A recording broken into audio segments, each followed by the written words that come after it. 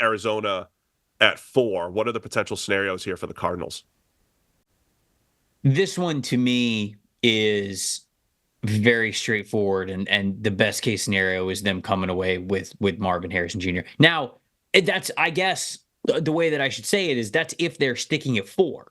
I've talked to some people over the last couple of weeks who have Malik Neighbors as wide receiver 1 in this class. And going back to the same debate that you just kind of brought up, or the same situation, I should say, with the Chicago Bears, maybe they trade down because they like all 3 of these quarterbacks very, very equally.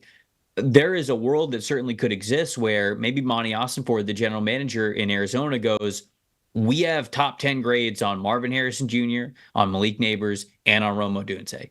Now, last year, we watched them move from 3 to 12 and 12 to 6. Ossenford, and that was in Ossenford's first year as the general manager. He's not afraid to play the NFL draft game and move up and down the board to get some extra picks, still come away with the guy that I ultimately feel like they were going to pick at 3 anyways in Paris Johnson Jr. They just did a little maneuvering and got some extra draft picks to do it 3 picks later at number 6.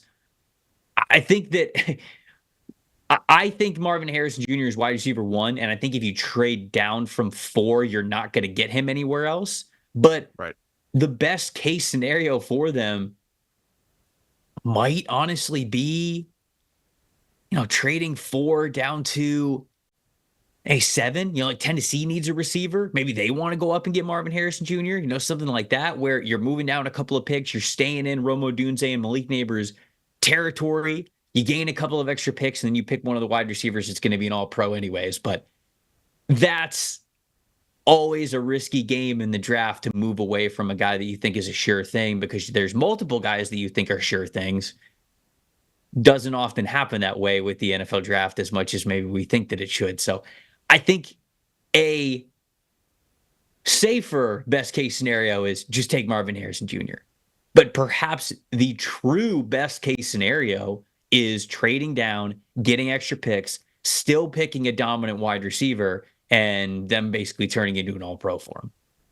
So I feel like this conversation for Arizona at 4, Chargers at 5, teams that don't necessarily need a quarterback, it's going to be the same one. I think there's always a best case scenario where there's a trade down and there's an accumulation of picks. I think you're balancing that against getting a quote-unquote blue-chip player.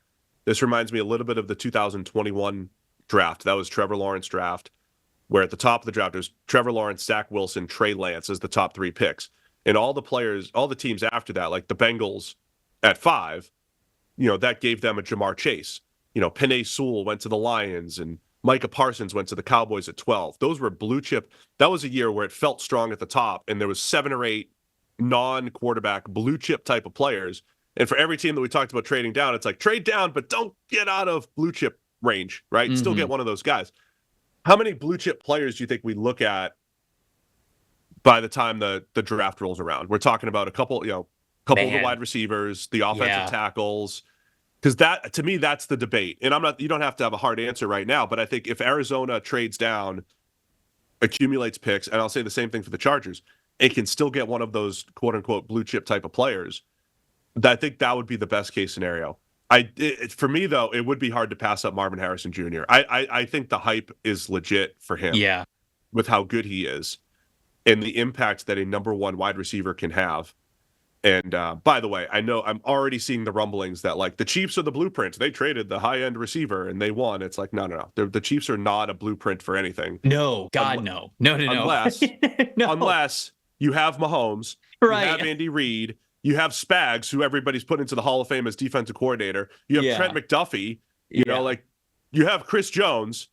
The Chiefs have added the most wins above replacement of any team at non-quarterback positions over the last 6 or 7 years. They've done everything well, and they have Mahomes. I don't think there's a blueprint in Kansas City. No. So the receiver is very impactful. To answer the question, I'd say Marvin Harrison Jr., but I think that debate about trading down, still getting a blue chip and accumulating assets is a good one for both the Cardinals and then the Chargers at 5 as well. Yeah, I mean, you ask, how many blue chip guys there are. I think, and this is kind of the first time this question has been posed to me like this, but I would say off the top of my head, I think Marvin Harrison Jr. is 1. I think Malik Neighbors is 2. I think Joel is 3. I think Romo Dunze is 4. I'd tell you Brock Bowers is 5. I know it gets a little tricky with the term blue chip because Bowers is undersized for a traditional tight end. He's going to be more of that like big slot tight end type of a player. But for how good he has been, truly an elite graded player over the last 3 years, like I would still say he's a blue chip. And then the sixth one I would throw in there is actually Iowa cornerback Cooper DeJean. Like I love Cooper DeJean, man. I'm super high on him. I think that he could be a impact starter outside. I think he could be an impact starter in the slot. I think he could be an impact starter at safety. To me, I think you can utilize him as a true chess piece. And to me, that makes him a blue chip player to me. He's also, to me, he's got like no glaring weaknesses. Like if you want to say, all right, he's a little bit bigger, his feet are a little bit heavier, the hips are a little bit slower to turn than it is for some of those smaller corners. For an outside cornerback, I could go, okay, I see those as well, but I feel like his feet are so controlled. The power that he has to go up against press, I know he didn't do it a ton, but I think he has the ability to do it. He's a super competitive player. The ball skills are awesome. The forcing completions are great. The vision, how he keeps his eyes on the quarterback, how he baits throws, and then of course, like what he does as a run defender too. He's the best run defending defensive back, well, I should say corner specifically, that's in this draft. So to me, that rounds out blue chip. So I would say those guys are blue chippers to me. Yeah, and I just bring that up because I think that's the type of conversation a team is having. They're not just trading down just to get the assets. They're trading down with some level of caution. We still want to make sure we're getting one of our top players, right? We still want to make sure we're not just going to trade down and give up a Marvin Harrison Jr. or a Joe Alt. I mean, Joe Alt could be in play for Arizona. I love Joe Alt. I think he's the best tackle. TJ Humphries looks like he's starting to get a little bit older. They drafted Paris Johnson last year.